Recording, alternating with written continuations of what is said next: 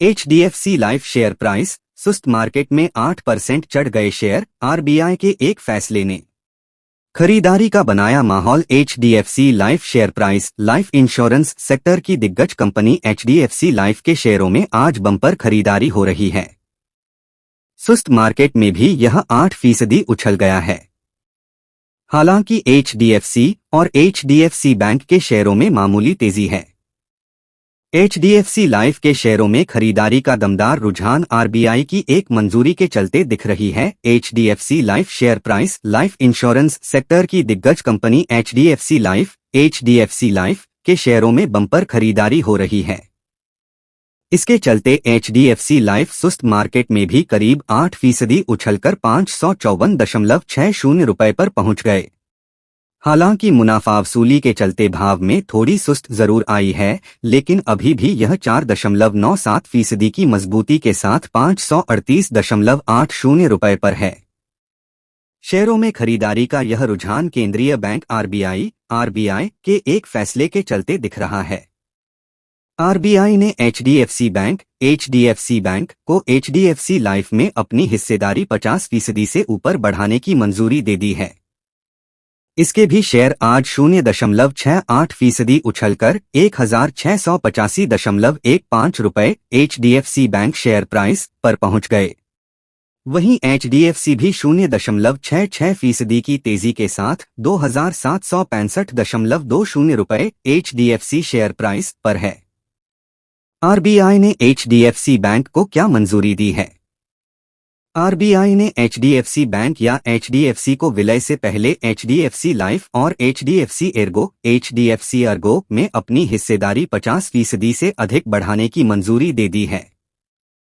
Exchange filing में दी गई जानकारी के मुताबिक इसे लेकर RBI से 20 अप्रैल की तारीख में लेटर मिल चुका है। मार्च 2023 तिमाही के शेयर होल्डिंग पैटर्न के मुताबिक HDFC की HDFC लाइफ में 48.65% और HDFC एर्गो में 49.9% हिस्सेदारी है। HDFC का HDFC बैंक में विलय होना है।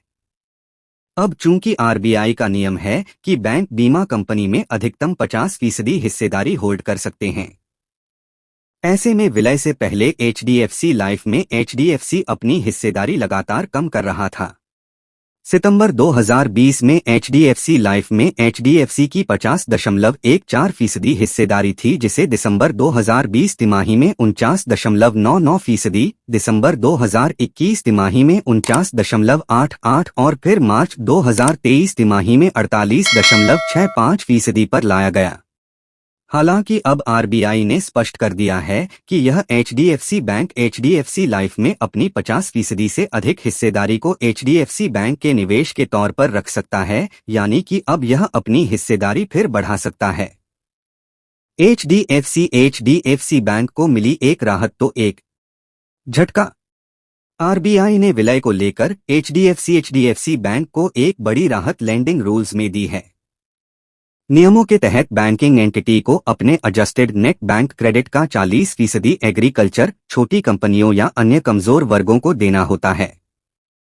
विलय के बाद HDFC बैंक को पहले ही दिन से इस नियम को पूरा करने तगड़ा झटका लगता, लेकिन RBI ने इसे 3 साल का समय दे दिया है और पहले साल HDFC के 1/3 आउटस्टैंडिंग लोन को ही एडजस्टेड नेट बैंक क्रेडिट में लिया जाएगा और बाकी 2/3 को अगले 2 साल में बराबर लिया जाएगा।